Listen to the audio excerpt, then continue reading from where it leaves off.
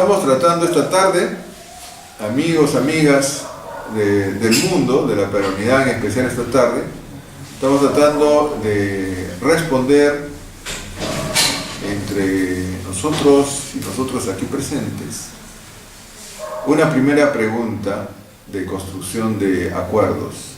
La primera pregunta es: ¿qué tan lejos iríamos en grupo que solos no iríamos?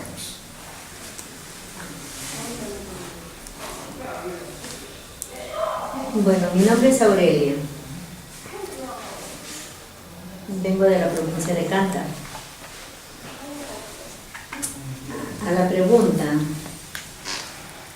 ¿dónde iríamos juntos? Por ejemplo, cuando lo que vivimos en comunidad,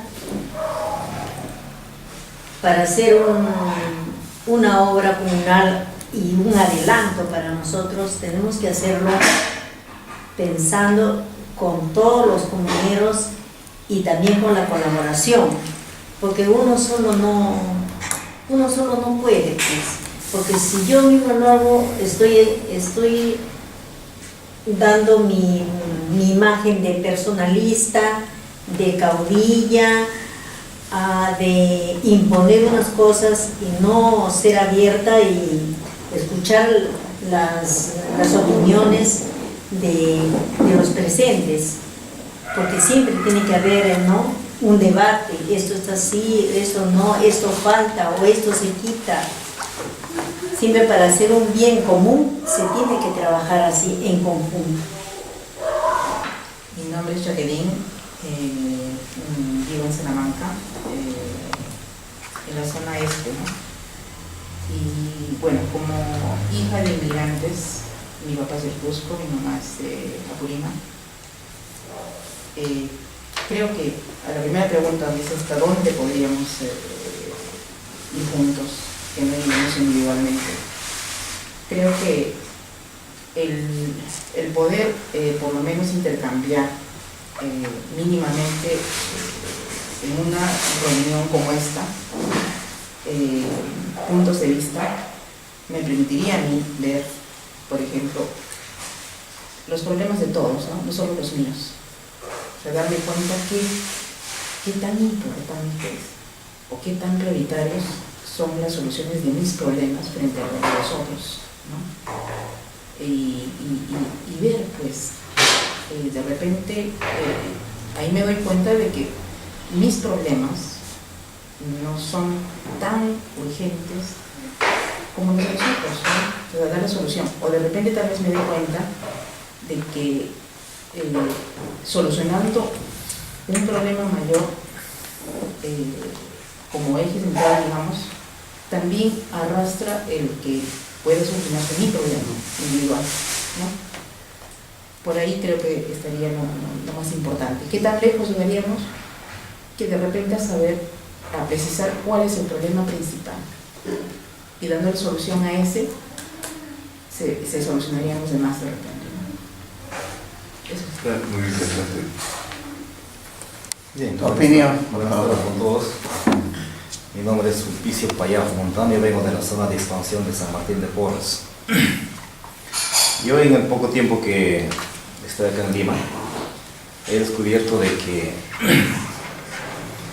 en la zona donde yo vivo hay personas que son trabajadores, personas humildes y tienen todo el desprendimiento si es que se trata de una obra común, ¿ya? Tal es así que nosotros cuando empezamos nuestra gestión en esa zona como dirigentes, lo que hemos hecho es unir esfuerzos en beneficio de la comunidad, que sea algo bien para todos, y ahí la gente se suma hasta conseguir un objetivo, y ese objetivo que ahorita estamos gozando porque hemos conseguido una obra tan maravillosa, digamos, emblemática para la zona, porque en toda la zona de expansión no hay esa obra, no se ha hecho antes. Simplemente hemos estado siempre por personas o empresas privadas o por vía municipal con programas pequeñas que son el presupuesto participativo, el programa 50-50 para diferentes obras, pero en la zona cuando nosotros nos hemos unido y hemos reclamado nuestros derechos ante el gobierno sí nos ha sabido entender, siempre y cuando hemos sabido sustentar, ¿no? Entonces se ha descubierto de que esa zona aparentemente la gente no era unida, pero siempre y cuando no era unida cuando se trataba pues, de individualismo, ¿no es cierto? De solo o de programas en programas. Nosotros descubrimos unir un cuadrante, por ejemplo, de 17 programas de vivienda, que hoy se están multiplicando, por supuesto.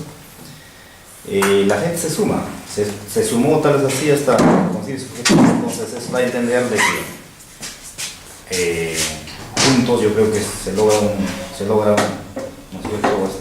Metas y se llega pues, prácticamente a un buen norte, ¿no? Si eso es en un rinconcito de Lima, imagínate en el Perú, ¿no? Y esto multiplicaría estas ideas, otras conversaciones en todo el Perú. La verdad yo creo que vamos a tener un buen acabo, un buen término, un buen norte, ¿no es cierto? Que sí creo que va a ser beneficio para todos nosotros, ¿no? Bueno, esa sería mi participación en este parte.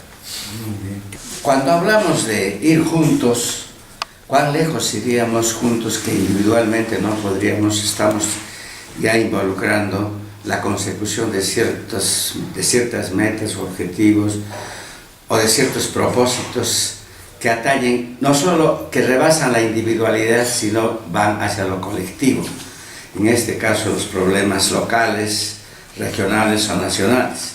Particularmente en este caso, por ejemplo, tenemos un problema nacional, el problema del himno nacional, que hasta ahora no tenemos himno, históricamente no tenemos himno, y lo que tenemos es una marcha nacional.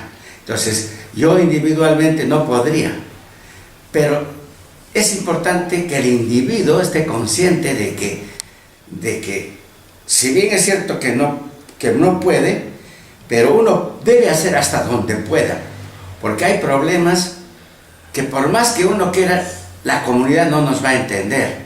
Entonces uno tiene que tratar de buscar cómo hacer entender a la colectividad para que participe en el proyecto, porque no es cuestión de participar por participar, sino conjugarnos con el problema que queremos conseguir conjuntamente y así triunfar, porque la historia mucho nos dice la indiferencia es pues enemiga de la colectividad, la indolencia no nos lleva a nada.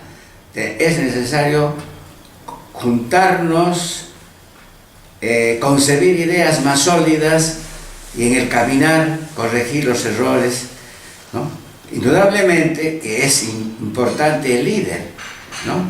Pero no vamos a ser líder, no van a ser un líder si no hay algo en común que nos diga esto necesitamos y necesitamos que alguien dirija. Porque ya tratándose de una comunidad, de un colectivo, es necesario siempre que alguien, por ejemplo esta reunión, ¿no? Le hemos dicho a Marito que se encargue de dirigir porque él tiene más experiencia en llevar en reuniones de esta naturaleza, en reuniones intelectuales, y es un connotado intelectual que siempre da conferencias. Bueno, eso brevemente quisiera, lo que podría acotar al respecto. Mi nombre es Juan Suárez, mi profesión es la de periodista, y bueno, siempre he podido percibir como espectador o como captador de la noticia que los protagonistas han podido conquistar algo siempre y cuando luchen, siempre y cuando desarrollen, movilicen unitariamente la consecución de sus metas. Así me he encontrado con los campesinos. Siendo muy niño, partí al Cusco a los 10 años y pude ver dirigentes, campesinos chachando su coca y diciendo sí, vamos a tomar la tierra. Yo regresé a Callao, pero me enteré pues de que ya los campesinos habían tomado la hacienda Romanville de David Rockefeller, ¿no? En esos tiempos, cuando las haciendas se vendían con gente y todo, y se marcaba a la gente en la piel y los gabonales exigían a las mujeres el derecho de pernada. Para mí, que viví y muy pequeño, desde muy pequeño, con gente con ideas muy avanzadas, estaba Juan Pablo Chan, que murió al lado del Che, iba todas las semanas a mi casa, José Fonquén, que fue secretario general de la Juventud Aprista y participó en la rebelión del 3 de octubre, mi padre, Cañón Suárez, que participó en la rebelión de la Federación Aprista Juvenil para la toma del Real Felipe, y bueno, tomaron ellos hasta 2 buques de la Armada Peruana, y sí, entonces como iba a haber mucha represión, me llevaron a mí a nacer a Lima, ¿no? Y después me regresaron al Callao, ¿no? Entonces, desde pequeño observé que se escondían armas en el jardín de mi casa, y para mí fue la mejor enseñanza de que sin conspiración no puede haber revolución. Eso chocaba con lo que contaba mi madre, que los jóvenes habían concurrido juntos a decirle a su líder que ponga hora y fecha para la revolución, porque ya estaban cansados de tanta teoría y que pues se hablaba mucho pero no se hacía nada, ¿no? Entonces el compañero jefe dijo: la revolución se hará con la venia de los generales. Entonces la unidad como la nuestra ya no sería necesaria, porque de arriba ya todo estaría conversado y nos reemplazarían como fue el 3 de octubre del 68, ¿no? El plan Inca y la revolución, la reforma agraria, todo se hace desde arriba. Y entonces, ¿para qué unirnos, no? ¿Y para qué tener ideas tan absurdas como el asalto al cielo de Carlos Marx, ¿no? O como que nada se da fuera de la presión de las clases, ¿no? Entonces me criaron así, pensando en que debamos unirnos. Por eso vi cómo se unieron los metalúrgicos en el año 64 y tomaron juntos 40 fábricas dirigidas por la Fetín y Osvaldo Valderrama. Yo vi que todos estaban unidos, y vi también el sufrimiento del otro lado, que las señoras decían: por favor, don Osvaldo, levante la huelga porque no tenemos que comer, ¿no? Y vi que un líder político decía: pero esperen que ahorita los derrotamos, ¿no? Y otra persona dijo: vamos a tomar las fábricas si es que nos pacíficamente no nos hacen caso, juntemos a todos los trabajadores y tomemos las fábricas. Entonces, lo que yo he visto a lo largo de mi vida como una película es que la gente se ha juntado, como se juntaron los estudiantes en jornada estudiantil de trabajo, todos juntos hicieron una jornada de trabajo, hicieron un rol de empresas que pudieran dar una jornada de trabajo, hicieron un rol de estudiantes y abrieron una cuenta en el banco de crédito. Juntos, uniéndose, sacaron dinero y lo invertimos primero en los campesinos. Pensábamos que eran los más olvidados del país y arreglamos el canal de regadío de la comunidad de Pilpa, en Guará. En la segunda jornada reunimos más de 1 millón, ¿no? Hicimos un colegio en Comas y dijimos: si todo el pueblo peruano se uniera, podríamos hacer las cosas que queremos. Y algo que siempre me ha preocupado y le preocupa a cada uno de ustedes es la injusta distribución del ingreso. Por eso están acá, porque consideran injusto el ordenamiento social en que hemos nacido, ¿no? No nos vamos a quedar cruzados de brazos. Por eso yo fui a buscar el punto donde se unen el ingreso per cápita más alto y el ingreso per cápita más bajo en el Perú, que es en el área donde se desarrolla Minera Ares, de propiedad del multimillonario más rico del Perú y donde los niños caminan sobre oro y plata, totalmente desnutridos, donde no tienen luz, ni agua, ni televisión, ni internet, ni materiales para educarse.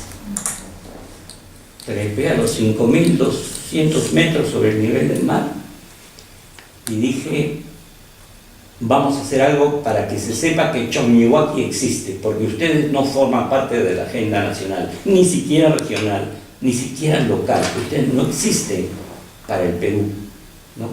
Y no es justo.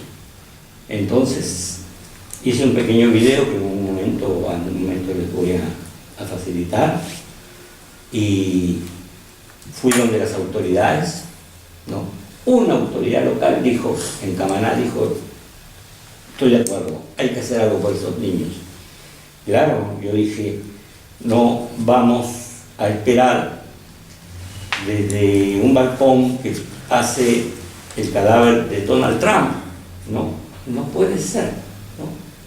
Mientras tanto, estos niños, ¿qué van a hacer? No, que es asistencialismo. No, puede ser. Pero podemos ser indiferentes. Si nos unimos todos, podemos hacerlo. Se reunió todo el pueblo de Camaná. Reunió casi 5 toneladas de ropa para el friaje, y hemos podido evitar la muerte de 3, 4 niños por lo menos. Pero ustedes dirán, pero Juan, no se trata de salvar 4 vidas, sino de dar soluciones al país. Y entonces yo creo que mi presencia acá es porque debemos sumar voluntades para ir juntos, para hacer lo que no podríamos hacer por separado. Por separado salvaremos cada uno 4 vidas, entonces hemos salvado 24 vidas. Pero si nos unimos todos, podemos salvar todo un país. Se trata de eso, ¿no? ¿Y cuál es el límite? El límite es el cielo, ¿no? Yo creo que hay que transicionar la conciencia de la gente, que sienta la necesidad de unirse para cambiar el país. Nos han traicionado nuestros líderes. Hemos visto que el parlamentarismo burgués nos sirve más para que nos cambien de autoridades corruptas cada vez que son elegidas, ¿no? Entonces, podemos tener diferencias, pero yo, la verdad, nunca he creído en el parlamentarismo burgués, nunca he creído en las leyes burguesas, ¿no? Pero hay leyes muy buenas, las mejores leyes. La mejor ley de todas es la ley de asiento. La ley de asiento es aquella ley por la cual la mujer no debe trabajar más de 4 horas parada, de pie, porque se dañan los ovarios. Y la mujer es la que garantiza la existencia de la prole del país, ¿no? Entonces, esa ley es maravillosa. Sin embargo, podemos conversar con egresados de derecho que no saben que existe la ley de asiento, ¿no? Y que tal vez no consideren necesario, pero que aquí en Metro y en todos lugares las mujeres trabajan de pie muchas horas, ¿no? Pero yo creo que debemos, cuando hagamos el esfuerzo por rescatar leyes que sean buenas, pues disculpen que me extienda, estaremos viendo con lupa y tenemos la jornada de las 8 horas, ¿no? Y muchas leyes, hay igual trabajo, igual salario, muchas leyes que debieran ser rescatados por la conciencia de la gente. La conciencia de la gente que se una por una nueva Carta Magna. Y yo creo que en ese esfuerzo podemos seguirnos encontrando ustedes como personas que, como yo, de a pie, ¿no? Tienen esos sueños. Gracias. Gracias. Seguimos, Dani. Bueno, respecto a dónde podríamos llegar como grupo, donde no como personas, es prácticamente, para mí que soy médico, yo me llamo Rosendo Maki, Tengo 47 años de participación en los sectores populares y todavía sigo estudiando la realidad, pero hay algunas cosas que he llegado a entender, ¿no?, de las cuestiones teóricas.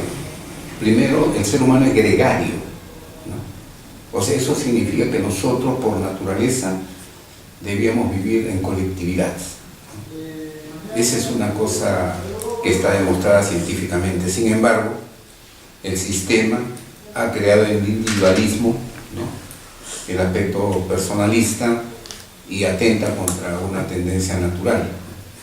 Ahora, para que se reflexione sobre esto, en la medida en que una persona que se considera inteligente de repente podría sentir que se siente equivalente a una neurona, ¿no?, porque procesa conocimientos. Pero la neurona, si no hubiese macroglia, que es una célula del sistema nervioso que tiene un pie chupador por el cual ella absorbe nutrientes y se los pasa a la neurona, porque la neurona no puede comer por sí misma, ¿no?, entonces ella entendería que por lo menos se necesitan dos. De otro lado, en el sistema nervioso no existen linfocitos que estén en el mismo sistema para defender de los ataques que puedan haber. Existen lo que llaman microglias que cumplen ese papel, y también son células neurológicas. Entonces ya son tres. Y si pensamos en el conjunto del cerebro, ya no es una neurona. Así también es los grupos humanos, ¿no? En los grupos humanos hay gente que se cree neurona piramidal y cree que de repente las microglias o microglias no sirven para nada, ¿no?, y que en todo caso ellos tienen que darle dirección a las células del hígado, a las células del corazón, a la del dedo gordo. ¿Por qué? Porque ellas no pueden pensar por su cuenta, ¿no? La gente a veces no entiende que con el núcleo de cualquiera de esas células se puede reproducir por clonación a toda la persona, incluidas neuronas y todo, ¿no? Entonces, en ese sentido, a ningún sitio podemos llegar como personas, por muy loables que sean los objetivos, y la única posibilidad que tenemos es andar como grupo. Por eso es que después de tantos años yo he llegado a la conclusión de que la solución para la humanidad es la organización vecinal, decimal, en una pirámide de funcionamiento automático, como existía en el Tahuantinsuyo, y como ha sido la realidad de casi todas las civilizaciones ancestrales de esta tierra nuestra, que fue el Tahuantinsuyo y Abya-Yala, ¿no? ¿Por qué? Porque como se puede constatar en cualquier latitud de la tierra, las grandes obras que se han hecho, por mucho que se hable de genios, mandatarios o cosas por el estilo, no han sido hechas por ellos, han sido hechas por la gente sencilla, que es la que trabaja, y eso sigue siendo hasta ahora. Por eso a mí me hierve la sangre cuando hay gente que dice: el pueblo no piensa, el pueblo está adormecido, al pueblo hay que concientizarlo, hay que hacerle que despierte, porque se equivoca. Y también yo creo pues que nunca nos hemos equivocado, porque yo me siento del pueblo, ¿no? Lo que pasa es que al no tener una alternativa propia, votamos por cualquier verdugo que se pone al frente, pero tratamos de escoger al verdugo menos verdugo, porque lo vamos a sostener perentoriamente. Porque, como lo dice la historia, ¿no?, la indignación crece hasta que en un momento determinado se produce una explosión.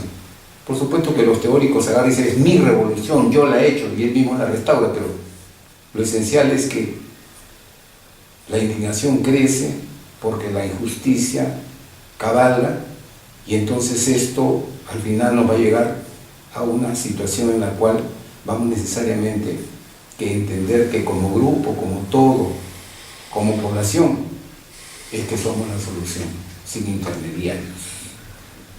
Eso es todo. Gracias. Y sin más dilación, pasamos a la segunda pregunta. Y estoy muy contento por lo que he escuchado y haré un resumen al final. La segunda pregunta es: ¿qué tanto haríamos en grupo que solos no podríamos?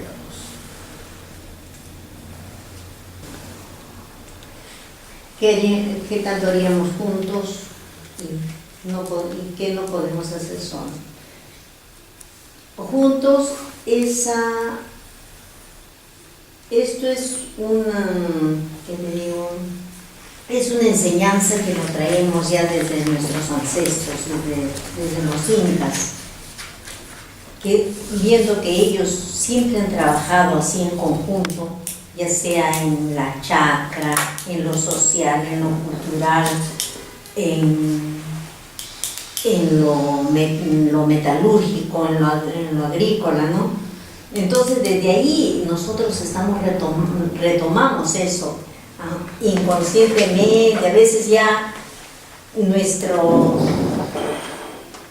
nuestras capacidades siempre llevamos eso adentro, ¿no? Y eso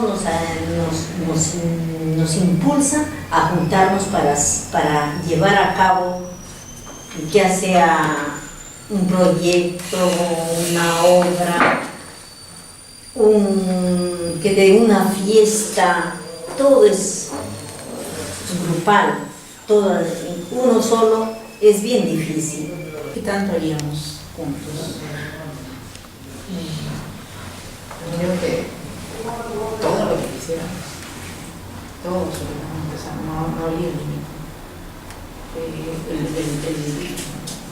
La cuestión principal ahí sería que trabajando de repente en cosas pequeñas, más simples de repente, tratando siempre de buscar tender puentes, ¿no?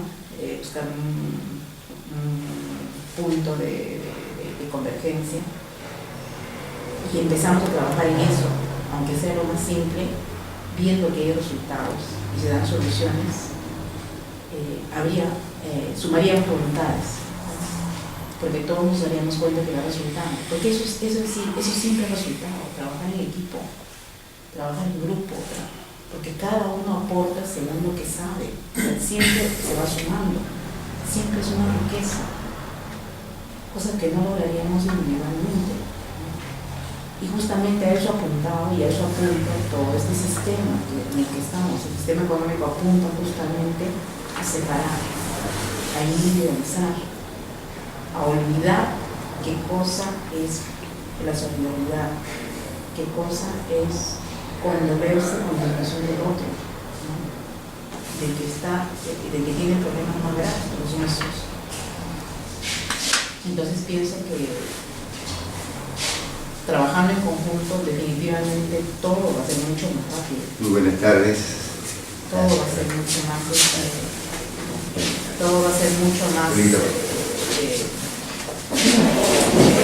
el avance que podríamos lograr es mucho mayor. Porque cada uno aportaría según el conocimiento que tiene, y podríamos adquirir una mejor tarea y avanzar mucho más rápido. Eso sería. Yo estoy convencido de que, bueno, de acuerdo a la historia de nuestros ancestros, y como también ahora nosotros acá existimos en este territorio tan maravilloso que es el Perú, yo quisiera un poquito recapitular lo que la historia me ha enseñado en estos años, de que cuando nosotros organizamos conjuntamente, ¿no es cierto? Ejemplo nada más del 2010 al 2013, hicimos dos cosas tan emblemáticas en una zona que es en el distrito de Ancón, en la variante de Ancón. Antes, ex vías de Ancón, era una zona de conflicto, ¿no es cierto? El caballito de batalla era la luz definitiva. Cuando yo entré de ser presidente, en 8 meses hicimos la luz definitiva.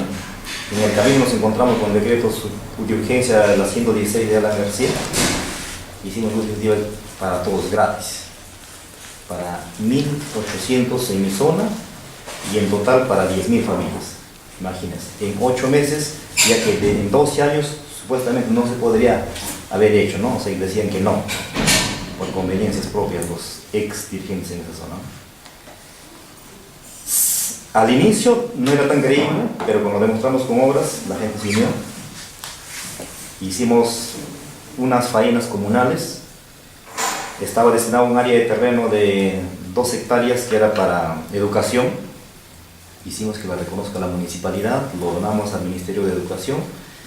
Nosotros mismos con faenas construimos nuestras aulas, como 24 aulas, con sus baños y con todo completo, como debe de ser, antisísmico, termoacústico, como mandaba con llamas de la ley educativa, y en 6 meses nos dieron la resolución de funcionamiento.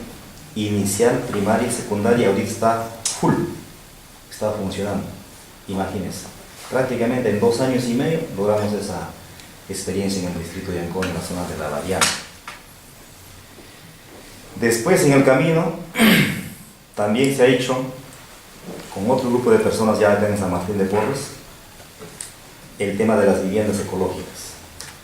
Un trámite que era tan engorroso, supuestamente para las autoridades, pero cuando nosotros nos hemos unido, hemos perseguido nuestras metas y hemos tratado de justificar técnicamente de que un área de terreno supuestamente era para parque ecológico era intangible, nosotros empezamos a sustentarla, hicimos la desafectación de 1.300 hectáreas en el distrito de Ancón también, que ahorita está rápidamente el parque industrial. Se ha desafectado, estamos considerados el grupo de personas donde estamos manejando nosotros por un decreto supremo, que es la 012 y 2015, ¿no es cierto?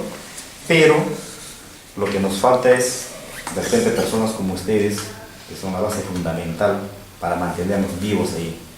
Lamentablemente nosotros, como población, tenemos todo el entusiasmo, pero sin embargo, en el camino a veces flaqueamos, ¿no? ¿Por qué? Porque falta una base que nos alimente las informaciones, y pues cuando tú logras algo, prácticamente el Estado pues de todas maneras te trata de otra forma de cerrarte las puertas, porque esto, ¿qué quiere? ¿Qué va a lograr? De repente mis negocios grandes te van a truncar, ¿no? Tal es así que nosotros aquí en el Perú, hasta el año 2010, por ejemplo, según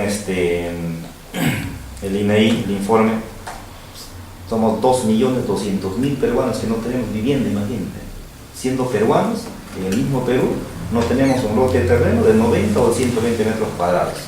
Pero yendo por acá, por Cono Sur, hay tremendos corralones, hectáreas tras hectáreas, titulados como registros públicos prácticamente, de repente sin pagar los derechos respectivos al Estado, pero sin embargo ya son propietarios y no son peruanos, son extranjeros y no sé a qué destino le van a dar, a qué condición esas áreas, ¿no es cierto? Es indignante saber hace rato cuando decía aquel amigo sobre, ¿no? ¿Cómo se llama? Sobre el tema del Alto Andina, ¿no? Siendo productores de gas en esa zona, no construir de repente por el Estado viviendas ecológicas y con calefacción ya teniendo el gas natural nosotros propios, ¿no? Entonces yo creo que es una falla totalmente garrafal de la Constitución, y eso yo creo que se tiene que llegar a ese punto, ¿no? Entonces hace rato que les contaba, en San Martín de Porres igual nos hundimos así y logramos, aquí les conté las pistas y veredas con el Ministerio, 3 millones de soles que ahorita en ejecución, pero en el camino también nos estamos organizando, porque nosotros toda la zona de expansión desde la avenida Canta Callao hacia arriba, lo que es Naranjal, Chuquitán, San Diego, Bipol, Cerro Candela, Pan de Azúcar, o sea que hay una zona inmensa, más de 240 programas de vivienda que nos estamos organizando, y la gente está llegando a creer de repente en sí mismo, porque unidos sí se hace, y estamos nosotros ahorita haciendo una plataforma para proponer, ¿no es cierto?, a la nueva gestión, que en los 4 años de gestión, en esta vez la municipal nos tiene que ceder, mediante una resolución por supuesto, hacernos un centro poblado en esa zona, porque carecemos totalmente, el abandono totalmente de la autoridad local y peor, del gobierno central, ¿no? Entonces, pero yo creo que con la experiencia que hemos tenido, yo creo que juntos vamos a lograr. Entonces, tal es así que tan importante es trabajar juntos, ¿no? Trabajar juntos, organizarse, vamos a hacer de repente cosas maravillosas en todo el territorio nacional, ya que solos no hemos podido lograrlo, ¿no? Yo tengo 44 años, en los 8 años de mi vida he logrado lo que anteriormente solo no he podido, ¿no? Y todo ha sido a beneficio del colectivo. Sería una participación. Nos ha dado. Hay un dicho que dice: la unión hace la fuerza. Pero ¿para qué unirnos y por qué unirnos? ¿Y alrededor de qué? ¿Cómo y para qué? Entonces, ¿y para qué necesitamos fuerza? Bueno, la unión necesitamos pues para poder proveernos de un elemento común. Y el elemento común es una meta, un trabajo determinado, un trabajo que nos sirva para todos y que es necesario. Pero para todo esto necesitamos una fuerza que podemos conseguirlo a través del conocimiento. ¿Por qué la fuerza del conocimiento? Porque solo el conocimiento nos va a llevar a discernir lo bueno de lo malo, porque hasta ahora siempre hemos sido engañados, hemos sido manipulados. Hasta me da un poco de repugnación cuando hablo de un grupo de partido, del partido aprista, que se jacta de haber estado en el poder 90 años y ellos con experiencia siempre nos van a conducir por la ruta del progreso. 90 años, y qué cosas han hecho del país. Estamos viendo en estos casos que realmente todo es consigna, todo es corrupción, todo es un arreglo. ¿Y todo por qué? Porque han mantenido a un pueblo con los conocimientos suficientes con tal que sepa sumar y escribir. Y esto. Pero hasta la información está manipulada, todo.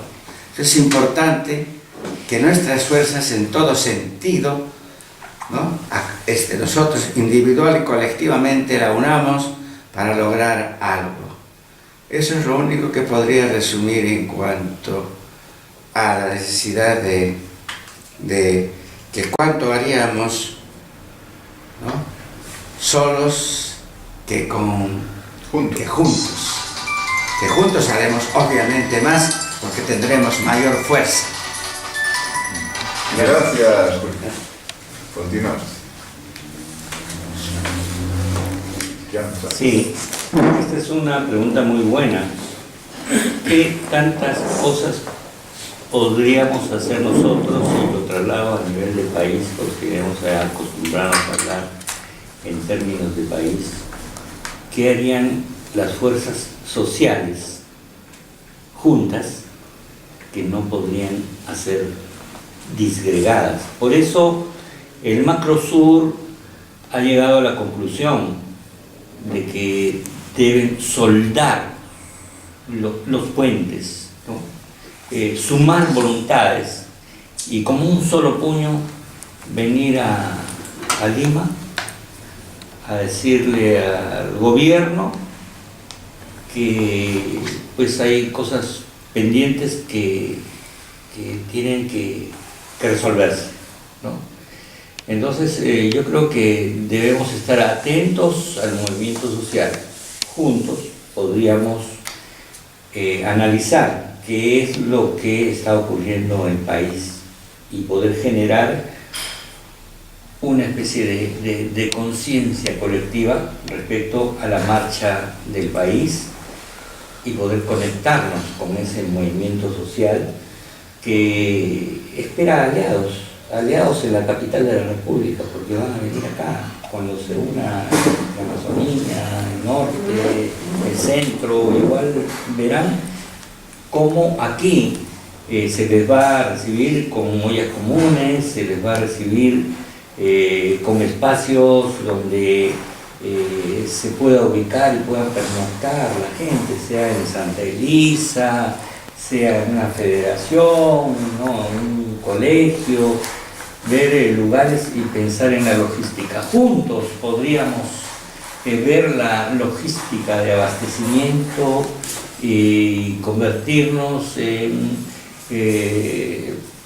aliados importantes del movimiento social del Perú, que se va a orientar según lo que aparece en los últimos días de una marcha hacia Lima, ¿no?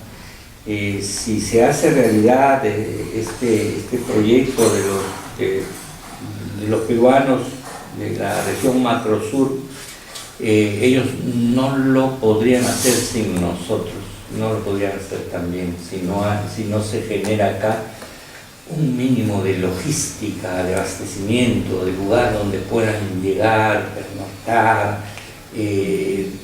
donde se pueda canalizar la ayuda para que ellos puedan sobrevivir mientras están haciendo sus gestiones ante las autoridades que seguramente la respuesta que van a recibir van a ser, no es que yo lo desee, pero es una costumbre que desde niño veo, pues, de que cuando vienen y piden algo, pues la respuesta es la represión, ¿no? Nos tienen acostumbrados así, ¿no? Si es que vamos a marchar en determinado momento, nos van a decir, no, hasta aquí nomás, ¿no?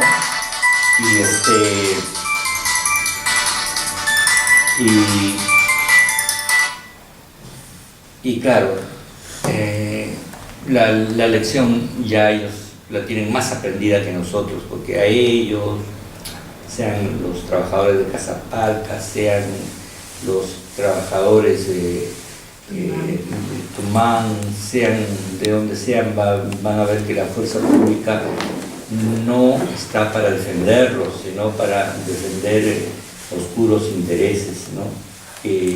No va a ser fácil pedirle al presidente que saque a la ministra del Ambiente por ser una exfuncionaria de Quellaveco, ¿no? No va a ser fácil convencerlo al presidente de que Quellaveco no va, que Guajone 2 no va, que Tía María no va, ¿no? Eso es lo que quiere la gente, porque ellos dicen, ¿no? Y ese acuerdo de asambleas realmente grandes, enormes, que el pueblo no puede consumir el agua que nos entrega la minería contaminada, mientras la mina consume el agua transparente, limpia, de la parte de arriba, ¿no? Entonces, si se constituyen espacios de debate, discusión, de sumar fuerzas como este, y se multiplican, ¿no? Yo creo que vamos a ser buenos aliados del movimiento social, ¿no?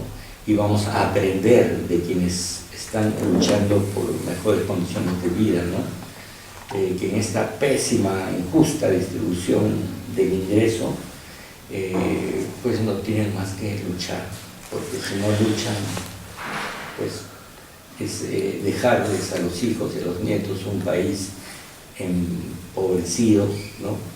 Mientras 4 canales se llevan la torta, la mayor parte de la torta, ¿no? Entonces, sí creo que lo que haríamos juntos, que no podríamos hacer solos, sería luchar, ¿no? Participar en esa lucha de la gente que ahorita está cuestionando que el gobierno no tenga objetivos que estén orientados hacia fortalecer los intereses populares, sino para defender los intereses de las minorías y extranjeras.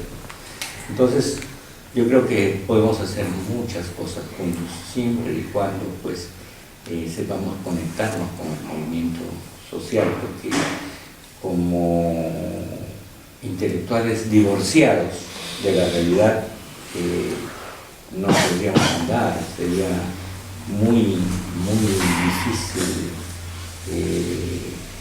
que podamos madurar como colectivo, divorciados de la lucha de los peruanos, ¿no? Entonces, y estando juntos vamos a poder hacer lo mejor, vamos a poder engarzarnos mejor en esta lucha que no sabemos cuánto durará, pero que se anuncia bastante,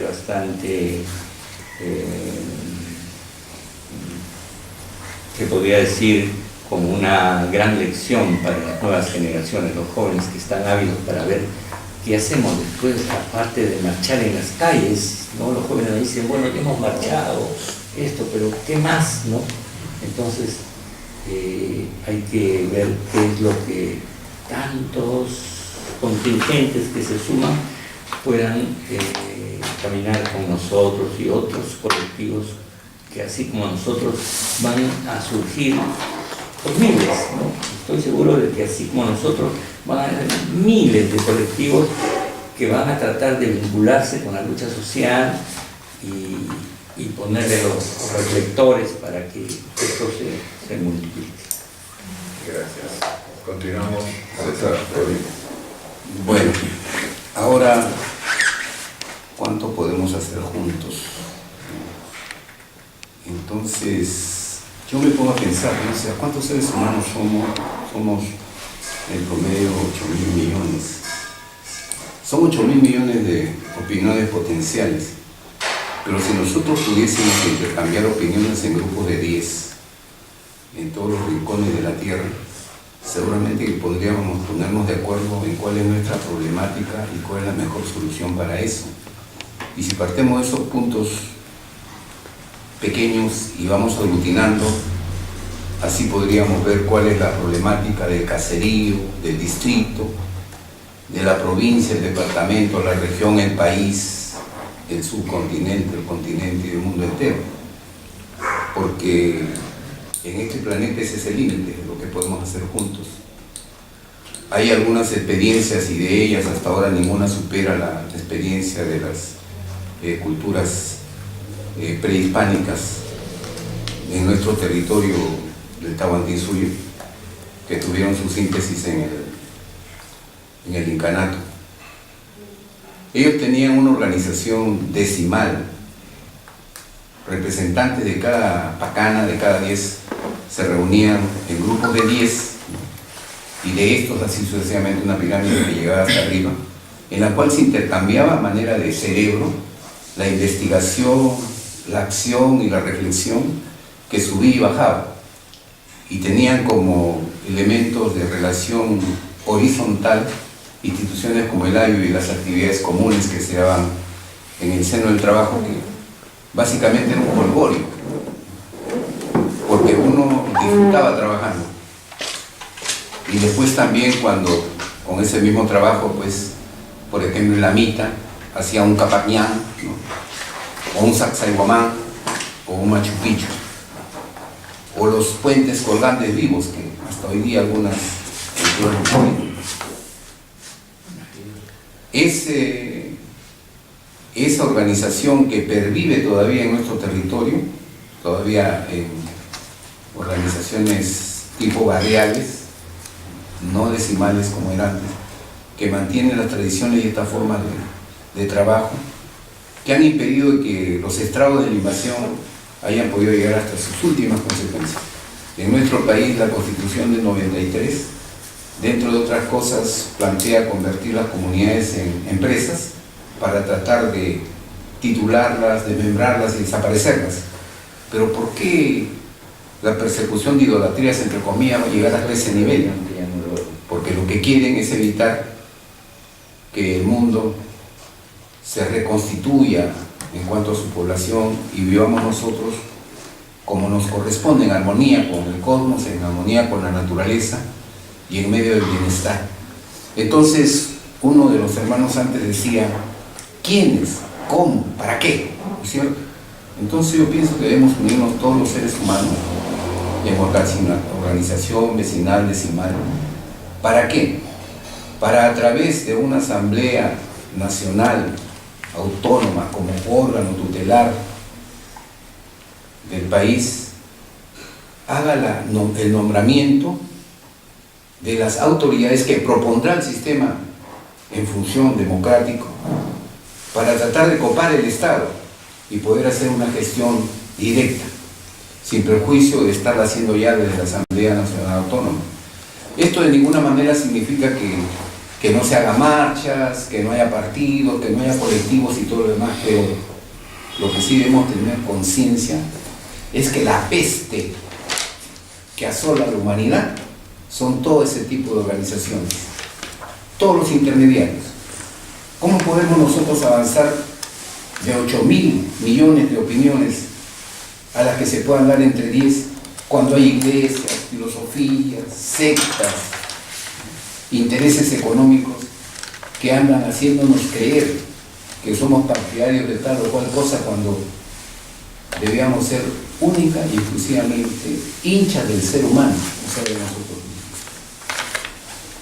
Gracias. Gracias. Y para cerrar esto y a manera de colofón, vamos a requerir la misma respuestas de parte de don Carlos Luján, que se incorpora. La primera pregunta es: ¿qué tan lejos iríamos juntos que solos no iríamos?